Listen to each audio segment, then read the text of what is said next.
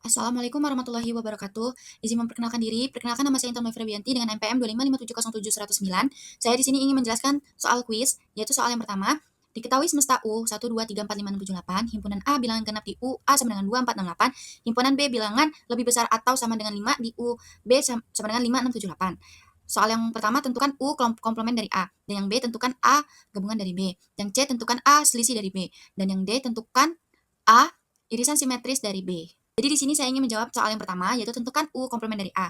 Nah, U komplement dari A artinya semua anggota semesta U yang tidak termasuk A. Jadi kita yang pertama harus membuat diagram Venn-nya, yaitu wajib kita tulis di sebelah kiri ada tanda kotak yang harus ditulis U atau S. Tapi kita tulis dengan tanda U. Nah, karena di posisi U ini adalah semesta, di luar ini adalah semesta, jadi ditulis 1357. Kenapa 1357? Karena yang A itu kan 2468 karena dia bilangan himpunan genap di U. Jadi kita ambil angka yaitu yang ditanyakan U komplement dari A. Berarti kita harus milih yang U atau semesta ini yang berada di luar. Kita tidak memilih yang di dalam lingkaran ini. Selanjutnya, saya ingin menjawab tentukan A gabungan dari B. Nah, tanda U yang seperti ini itu gabungan. Nah, kenapa dipilih semua? Karena kalau yang di luar kan tadi semesta. Jadi di dalam lingkaran ini itu berarti anggota himpunannya yang semua anggota A dan B, yaitu kita pilih 246857. Kenapa 246857? Karena kan 24 itu kan ada di A juga. Jadi kita pilih salah satu angka yang di A dan B itu sama. Jadi kita pilih salah satu. Jadi tidak boleh dimasukkan semua angka. Misalnya A, semua angkanya ada 1, 2, 3, 4, 5, 6, 7, 8. Kita masukin semuanya. Itu tidak termasuk tentukan bilangan dari gabungan. Karena kita harus kalau A gabungan dari B, angkanya harus kita pilih salah satu. Tidak boleh dimasukkan semua. Jadi A gabungan dari B itu 246857 atau 245678. Di sini saya ingin menjelaskan tentukan A selisih dari B.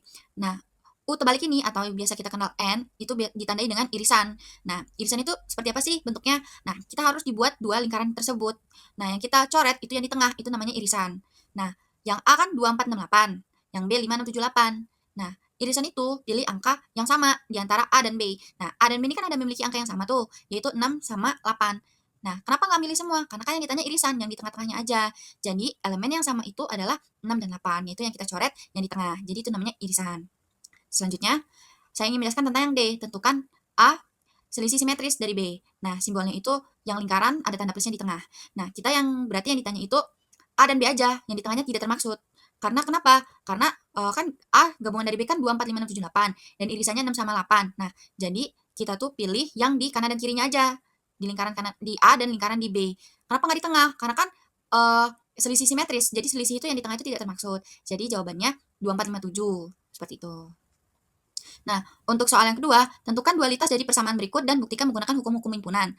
Yaitu soalnya A irisan dari B komplement, gabungan B irisan A komplement. Ekuivalen A gabungan dari B irisan A irisan B ekuivalen. Jadi artinya kan A irisan dari B. Nah, semua anggota yang ada di A dan di B itu atau irisan. Nah, A irisan B ekuivalen, semua yang tidak ada di irisan, jadi di luar irisan. Tanda U itu gabungan, tanda N ke bawah atau U terbalik itu irisan. Sama dengan itu komplement, maksudnya bagian yang tidak termasuk. Nah, ada tanda lingkaran yang seperti ini, berarti himpunan yang kosong atau tidak ada elemen sama sekali. Selanjutnya, kita pertama lihat dulu di posisi LHS kiri. Kita cari dulu tutup kurung A irisan dari B komplement, gabungan B irisan dari A komplement. Karena B irisan dari A sama dengan A irisan dari B itu komutatif, kedua anggotanya sama, jadi kita gunain hukum De Morgan. Nah, yang kedua, sederhanakan dulu yang HRS yang di bagian kanan. Nah, yang di bagian kanan kan tutup kurung A gabungan dari B irisan A gabungan dari B komplement.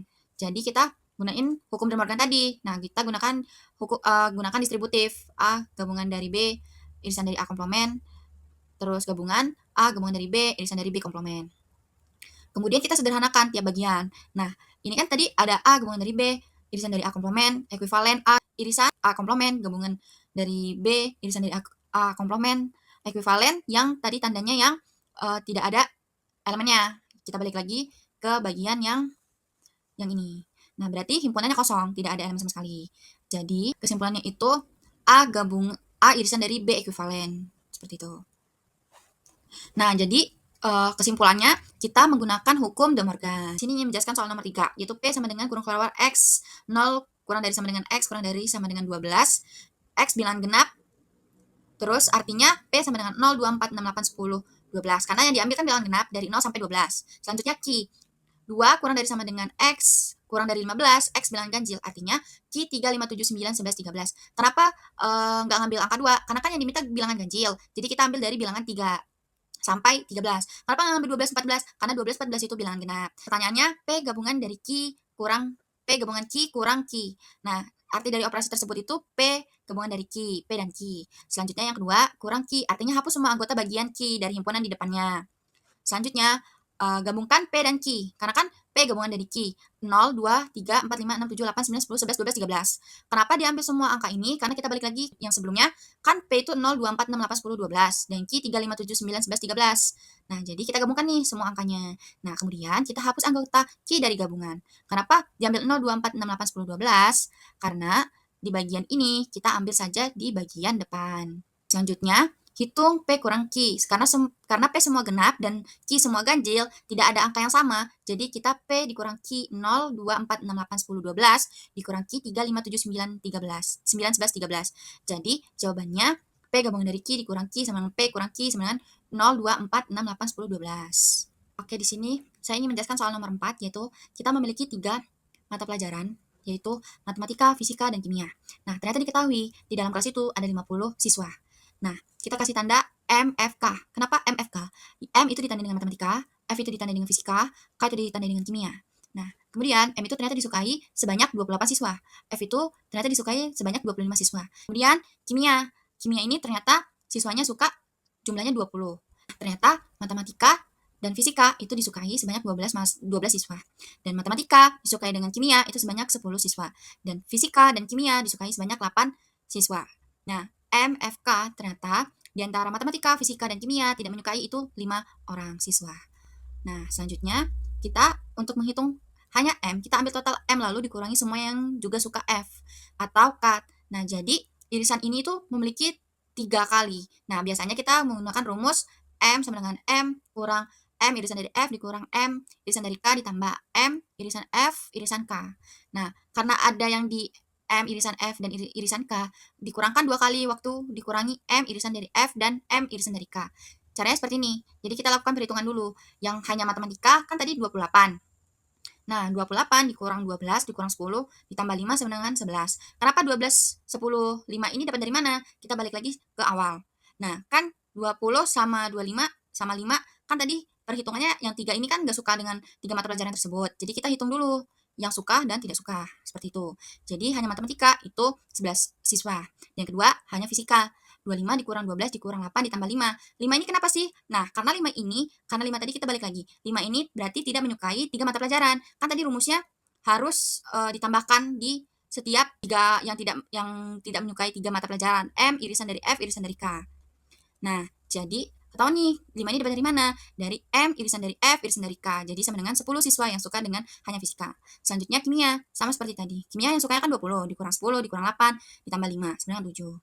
Nah, selanjutnya banyak siswa yang tidak suka ketiga mata pelajaran tersebut. Nah, cara hitungnya itu kita hitung dulu jumlah siswa yang suka minimal 1 mata pelajaran. Karena rumusnya itu include sampai eksklusif lalu kurang dari 50. Nah, jadi kita pakai rumus M plus F plus K kurang M irisan F ditambah M irisan K ditambah K irisan ditambah F irisan K ditambah M irisan F irisan K. Atau yang bisa kita masukkan angkanya 28 ditambah 25 ditambah 20 dikurang 12 tambah 10 tambah 8 tambah 5. Nah, biasanya kita mengerjakan di dalam kurung dulu.